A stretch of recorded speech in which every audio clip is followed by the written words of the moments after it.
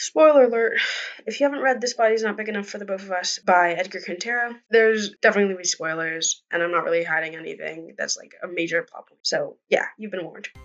This Body's Not Big Enough for Both of Us by Edgar Cantero is a brilliant and funny detective mystery novel about a private investigator, A.Z. Kemrian, who's actually twin siblings living in the same body.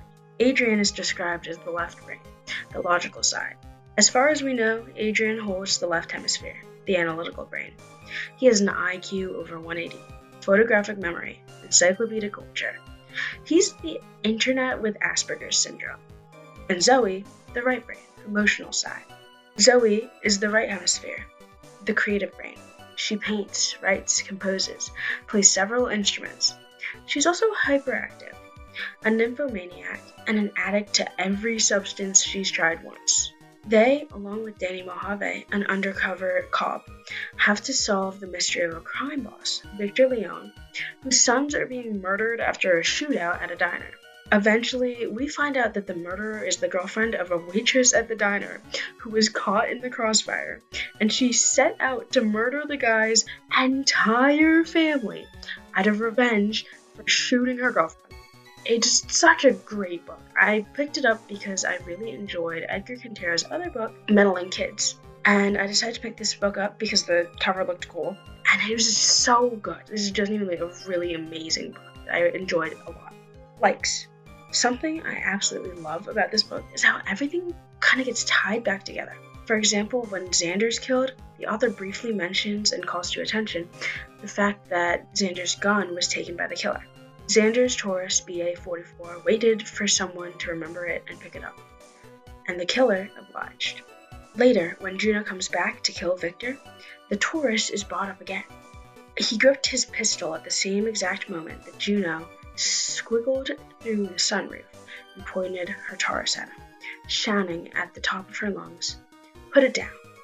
I just love these little details that all come back so nicely, and the author does this with a lot of other little details as well, and I just really love it a lot.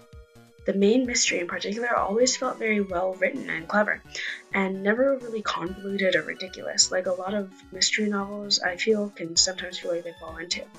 It never falls to the trap of like, the detective solved the mystery due to this random, convenient item that wasn't mentioned once beforehand. Everything gets tied back together, and when things start falling into place, it just feels absolutely epic and exciting and clever. I've got a couple examples. Adrian gives the waitress a quick scan, then added, "What happened to the girl who used to work here?" "Oh, she's fine," she said, laying a placemat on the table. "Her surgery went well, I'm told." In this scene, Adrian gathered from a bullet hole that was sewn up on the waitress's uniform that she was a replacement and that there was a different waitress who had been shot. And later we find out, so she killed Mikey because he shot her girlfriend by mistake? Why did she kill the others? But for Juno, it doesn't equate. It's not a life for a life because Cecilia is not just a person, she's her voice of reason, her God. And when we start connecting the dots that the waitress was shot, it just all starts coming together and it's really clever. Another one is, wasn't he shot earlier today with a chrysanthemum on his chest? Not a chrysanthemum. So in this scene, there was a flower, a red flower, on the victim's, like in the crime scene. And later, we find out that it was a rose. Roses, an orgy of roses, a biblical plague of roses, the wars of the roses of roses. So in this scene, we see a bunch of roses that were in the hospital room of the waitress, and we start to understand that the flower that was on the crime scene was actually a rose because Juno had just constantly been giving Celia a bunch of roses. And then another one that I thought was a really interesting detail was Danny. So he has big feet, Adrian. Big shoes, actually. There's not much pressure on the toes. And then later on, after Juno does her monologue explaining her reasons behind everything, Zoe says, "By the way, the lost toes thing," she said, aside to Danny, "that explains the shoe being too big for her foot size." It's just so incredibly clever, and every detail just gets tied back together. I love it so much.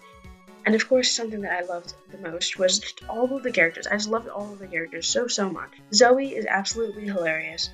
Juno is a villain that really just makes you want to root for her. Danny is just so girl failure. Adrian is incredibly clever. I absolutely love how alive these characters feel. Even characters that only show up for like a chapter or two. I absolutely love this book so much. Dislikes. There wasn't a lot I disliked about this book, but the one thing that I feel like wasn't utilized as much as it could have been was the femme fatale character, Fiona Hirsch, who was introduced in the opening chapter. I feel like she could have been utilized a lot more. And I do think that she played a very important role in introducing like the femme fatale theme, which is brought up with Ursula and Danny, as well as in her use in the crucial scene where Adrian puts Zoe to sleep before Ursula comes to the office. However, I feel like with most plot points and details, the book brings everything to a nice closing at the end. But the introduction of this character didn't seem to have as complete of a conclusion as many other details, although the novel did do a great job at tying almost everything else together nicely in this way. "You asshole," she said, crumpling the check into a ball and throwing it to the floor. I really liked her. She was special. She wasn't special. What are you babbling about? She was literally the first woman to knock on that door. And she was a terrible femme fatale. They retrieved the check and hand ironed it on the table. If that's all it takes for you to fall in love, you can just as well wait for the next one. But not now, of course. It's the teeth-pummeling thug's turn. But I feel like that was the only thing that I really disliked about this book. Everything else I feel like was really awesome. I really enjoyed this book. Favorite passages. This is just a couple of my favorite passages from the book. I really enjoyed this book, and there were a lot of absolutely hilarious lines, but these are a few of my favorites. "Remember the civilian Mikey shot in the diner in Neutral Land? Congrats. You angered a lesbian in love. It's okay. It's a common mistake." "Revenge?" cried Danny. "She gunned down 6 men because one stray bullet killed her girlfriend? Oh no, it didn't kill her. She was just released from the hospital." Lesbians win. That is the lesson of this story. Peak. "Also, you know what?" Zoe said. "I think Danny was the femme fatale all along. Because all he did was get in trouble and have me save his hot Mark Ruffalo ass." What? "Someone got to them before him."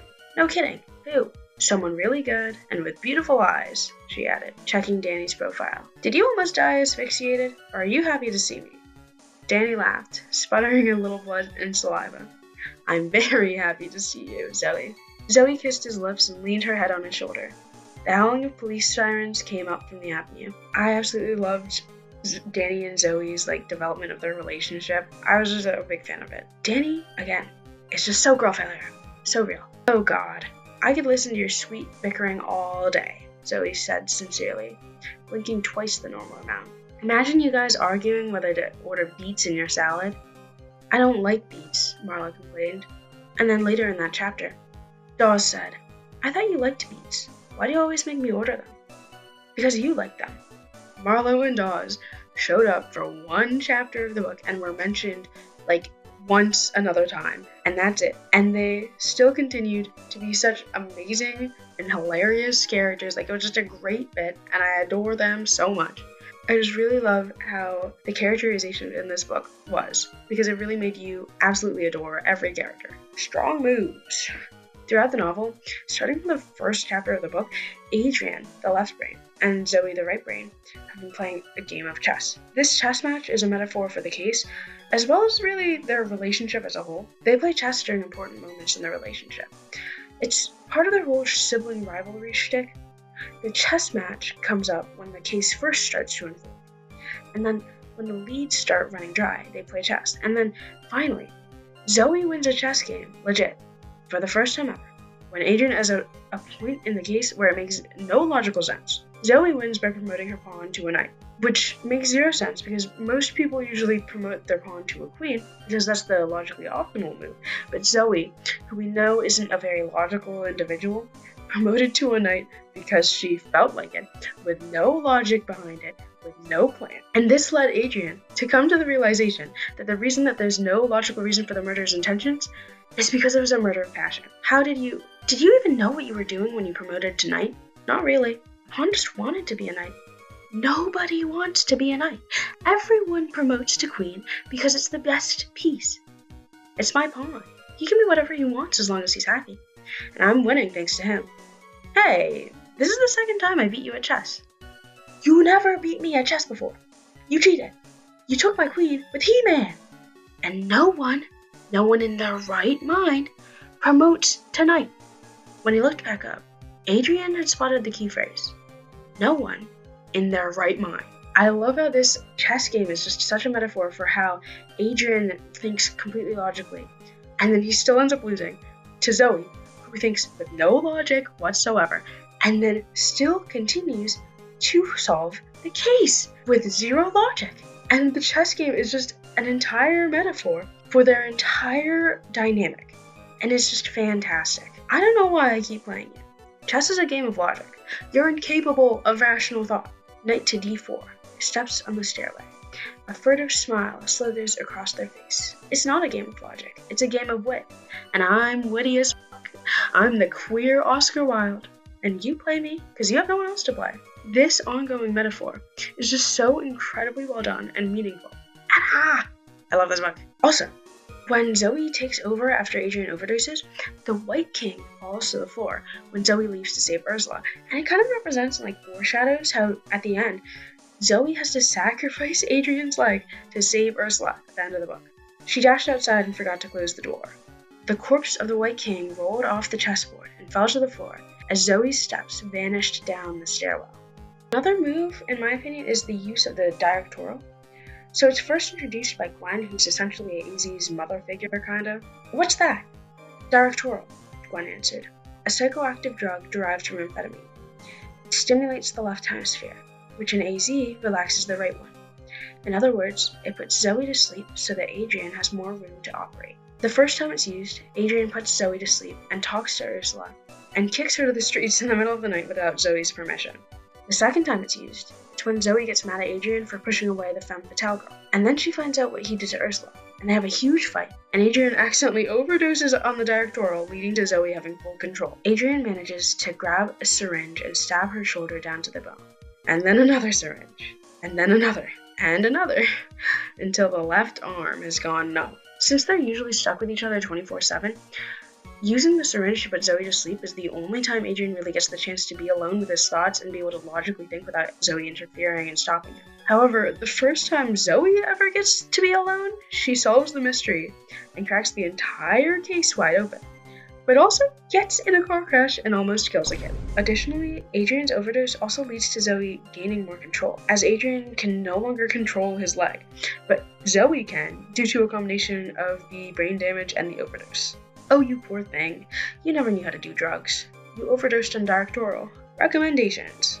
I would definitely recommend this book to people who like Sherlock Holmes and other kinds of mystery novels and fans of the mystery genre in general. It makes a lot of homages to a lot of mystery novels and stuff like that. This book gives a fresh outlook on the mystery genre, and I feel like anyone who enjoys mysteries, or even who thinks that a lot of the mystery genre has become stale, might appreciate it. Especially because it makes a lot of satire on the mystery genre. Some other pieces of media I've consumed before that are kind of similar to this, that if you're a fan of them, you might enjoy, are Sherlock, House MD, White Rabbit, Case Closed Detective Conan, and Ron Kamanahashi Deranged Detective. Additionally, even those who don't necessarily care for mysteries would enjoy this if they appreciate the comedy and humor of the book. This book had me laughing out loud almost every page, especially whenever we got a look into Zoe's mind in particular. She's absolutely hilarious and made this book such a joy to read. Lessons. I think especially from Juno's angry monologue to Victor Leone at the end of the book, we can gather a few key things. First, and most importantly, you don't mess with a lesbian in love. Second, those who abuse power and arrogantly believe that their wealth and power makes them central to the universe. Those who ignore the lives and struggles of others and exploit them to their own self-gain may one day be held accountable by those they underestimated. And third, it also shows the harsh reality of how those in power see others as insignificant and disposable. They gun her down, just like that, and no one even notices. They don't give a shit. Not him, not any of your spoiled children, not you. Do you think your business is the main plot of the universe and the rest of us are just sitting here like disposable extras to add a splash of color when you blow off our heads? Well, I'm f***ing not. You and your family of amoral c***s are accessories in my story, and I'm weeding you out. Do you hear me? I killed all 3 stains that were your sons. I shot them down like the damaged animals they were. I raised in 1 week what it took you a life to build. So weep. Weep like a man for what a woman stole from you, you weak, disgusting, laughable old Question. If I were to ever meet Edgar Cantero, one thing I would definitely ask is, what were your main inspirations for writing this book? Like, characters, shows, books, everything. The author evidently writes this as a parody of the mystery genre, kind of like an homage to the mystery genre. And by doing so through like a sarcastic lens, you can really tell just how much love this author has for mysteries just in general. There's this one quote that's just so funny to me and so self-aware. Adrian always tried hard not to speculate on a case while it was still developing, and he passionately despised detectives he thought in voiceover he considered a cheap trick, filling those boring transition scenes between action sequences with inner monologues, summing up the events thus far, and building airborne castles of hypotheses just to meet page quotes and comply with publishing contracts that assign value to literary works by the ounce. But he's also saying this while literally doing an inner monologue, summing up the events thus far, to build his hypothesis on the case while he's driving. It's just so funny and self-aware. I love it. Something I absolutely love about this book is the various pop culture references and references to other mystery novels sprinkled throughout the book. There's a ton of them, but I picked out a few that I really appreciated as they spoke to me just because of things that I'm a huge fan of. Police inspectors smoked, PIs drank and smoked, House MD balanced a ball on the end of his cane. In 1890s London, Sherlock Holmes lay interred on his own sofa under a toxic cloud of pipe tobacco and tried to pluck some music out of a 20-ounce bottle of morphine after having shot his own violin up his cubital vein. Isn't there a law that says if you know someone's committing a crime and you don't speak out, that's a crime too? I saw it on Law & Order. All of them, Kimbrian puffed, letting the fluffy pillow swallow them back like the Cure's Robert Smith in that music video with the spider. I saved your ass again, didn't I? Overall, this book was just so good. I would absolutely recommend everyone I know read This Body's Not Big Enough for the Both of Us. I really enjoyed this book and I loved it so much. It had so much character and it was so enjoyable to read. I love this book so much. Okay, bye.